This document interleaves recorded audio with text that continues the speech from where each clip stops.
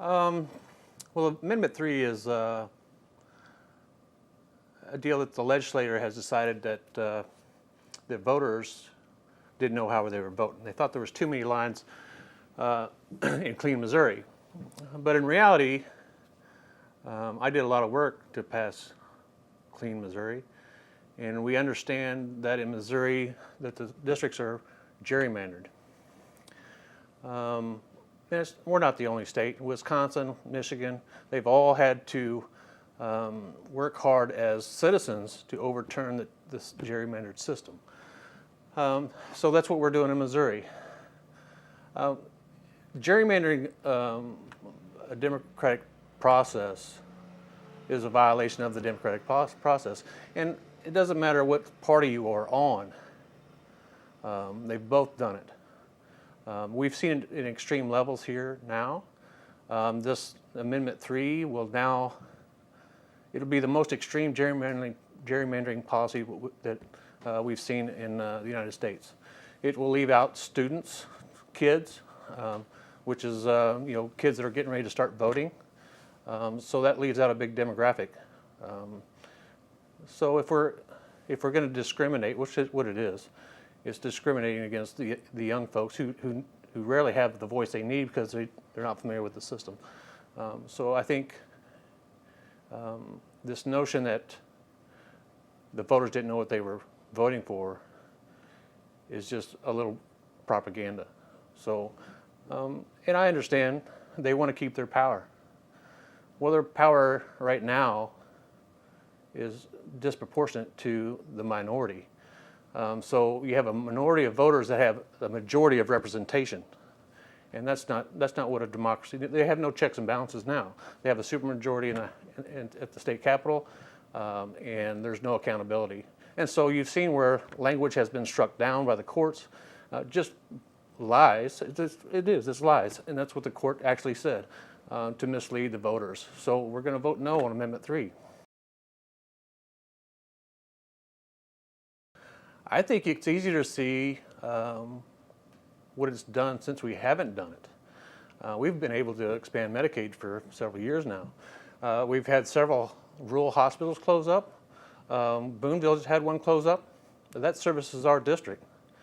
Well, I know friends and family that are living in Marceline that would drive to Boonville for services there. Well, now they can't do that. They got to drive even further. And our rural communities are the poorest communities. So that makes a big deal. And if you look at the state's infant mortality rates, they're at the levels of third world countries, and that's because we don't have access to health care. And so if you don't have a place to go, that you don't have to travel for miles and miles, then your chances of miscarriage are big. So it has a big effect. Medicaid expansion will put billions into the economy, an average of $16,000 jobs per year. It would have kept several hospitals open and plus added more. So now you've seen where, like, one of the senators said that, well, if we expand Medicaid, we're going to have to take that money out of education. That's just not true. If you look at the other 37 states, they have a net gain in tax revenue. And so it becomes to the point, if you didn't have a lie to tell, what would you talk about? So let's be honest about the numbers and do what's right for the citizens of Missouri.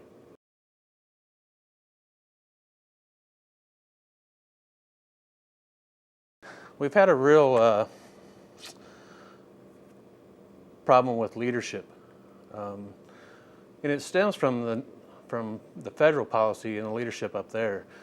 They've decided to downplay. We've seen it all over the news. Downplay the pandemic, which cost lives, because now we've seen where our governors, not just in Missouri, have downplayed it and acted like take personal responsibility, which we all should do. Take personal responsibility for the people around you, but we also see the extreme version where, it's my liberties, but you're violating other people's liberties by not being self-conscious about the people around you.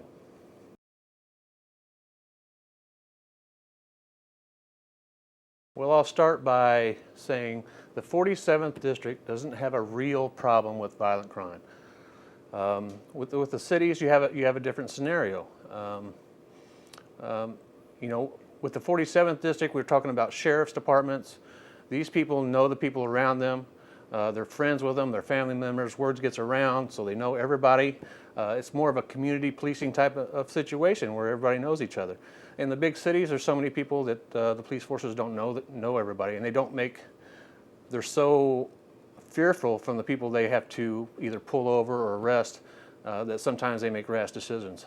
So I think, with violent crime, obviously that's a big issue in the cities. And that's something that needs to be done with those politicians in those cities. But we have different problems in our district.